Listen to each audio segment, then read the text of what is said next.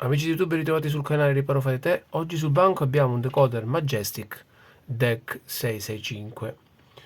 È stata già tentata una riparazione sul decoder, ma con effetto negativo.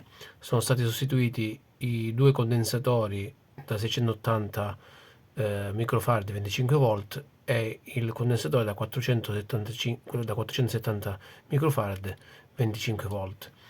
È stato anche sostituito il regolatore di tensione AMS 1117, ma con scarso risultato. Il difetto è che non si accende, quindi mi hanno portato questo decoder, quindi proviamo a tentare la riparazione. Se noi andiamo a collegare l'alimentazione del decoder, non abbiamo nessuna spia di standby, come potete notare, amici. In più ho notato che prendendo il multimetro e controllando la tensione abbiamo tensione dall'uscita del condensatore da 470 microfarad 25 volt fino ad arrivare seguendo la pista, fino ad arrivare al DC JW M3L.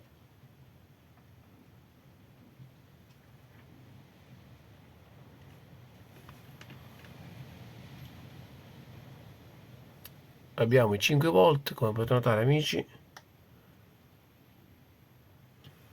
e ce li abbiamo fino, come vi dicevo, al regolatore step down, che è questo qui. Ecco qua.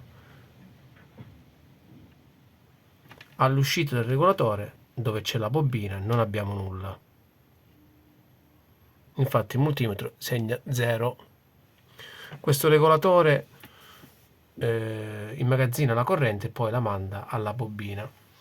Dovrebbero uscire i 3 volt che servono poi per andare a alimentare il processore, e questo non avviene. Avevo anche provato a verificare la tensione sul regolatore, ma non abbiamo nulla. Quindi il problema è sul DC step down, che è questo qui. Andremo ora a dissaldare l'IC e lo andiamo a rimpiazzare con uno di pari valore. Allora, amici, ecco, ho dissaldato il regolatore di tensione, come potete notare qui. Ora andremo a risaldare il nuovo regolatore di tensione. Vediamo un attimino se riusciamo a risolvere. Temperatura sui 350 gradi e cominciamo a saldare.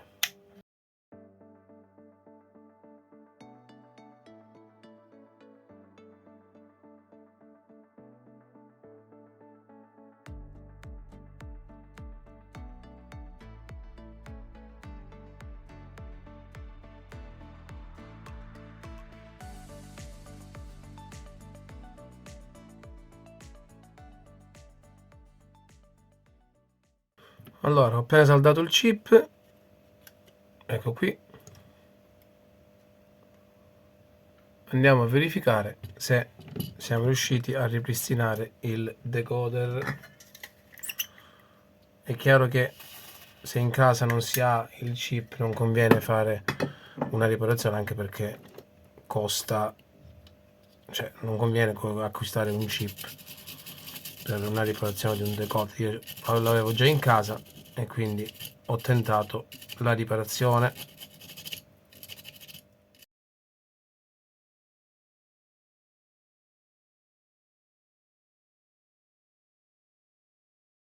Sembra tutto ok.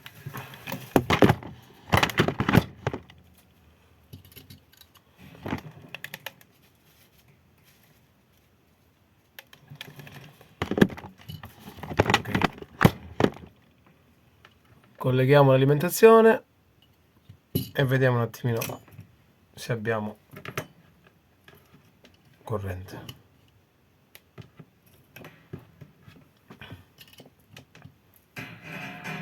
Io per sicurezza collego il decoder ha una lampada in serie, eccolo qua.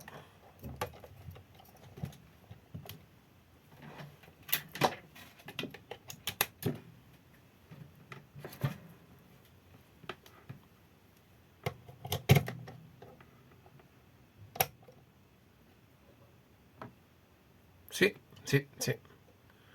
Amici, abbiamo il LED di standby. Vediamo un attimino.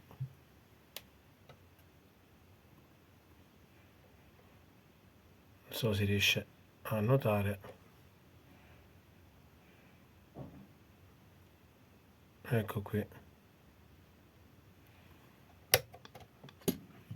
Vediamo se riscalda il chip. No, sembra di no.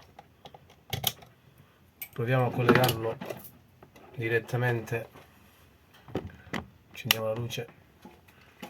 Proviamo a collegarlo direttamente alla corrente elettrica. Vediamo un attimino.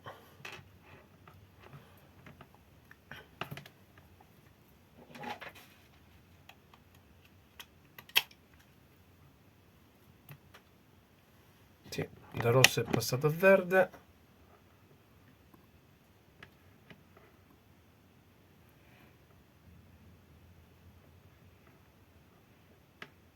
Sì.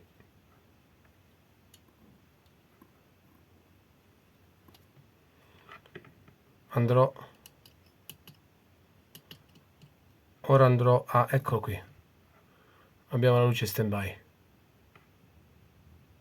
Andrò adesso a metterlo nella sua cover e andrò poi a testarlo direttamente sul televisore. Questo cosa ci fa capire, amici, che non bisogna, quando si ripara un prodotto, non bisogna fermarsi solo sui primi componenti che di solito si guastano, ma bisogna andare in fondo e capire qual è il problema. In questo caso il vecchio tecnico si era fermato solo sulla sostituzione dei condensatori che di solito vanno in perdita o scoppiano, e aveva anche tentato di sostituire il regolatore di tensione 11-17. In questo caso io avevo notato che non c'era alimentazione fino al controller e da qui siamo riusciti a riparare il prodotto. Ora chiudiamo il tutto e andiamo poi a testarlo direttamente sul televisore. Allora amici, ho rimontato il tutto, andiamo ad accendere il decoder, luce rossa, passa a luce verde. Io purtroppo qui non ho un'antenna in questo momento, però voglio farvi vedere che il decoder funziona tranquillamente. Qui siamo nel menu del nostro decoder. La causa che ha danneggiato il nostro chip step down di solito potrebbe essere una sovratensione sul pin d'ingresso del nostro chip, dovuta magari a una perdita dei condensatori sul primario di alimentazione. Come sempre, se vi è piaciuto il video lasciate un like, iscrivetevi al canale e ci vediamo al prossimo video.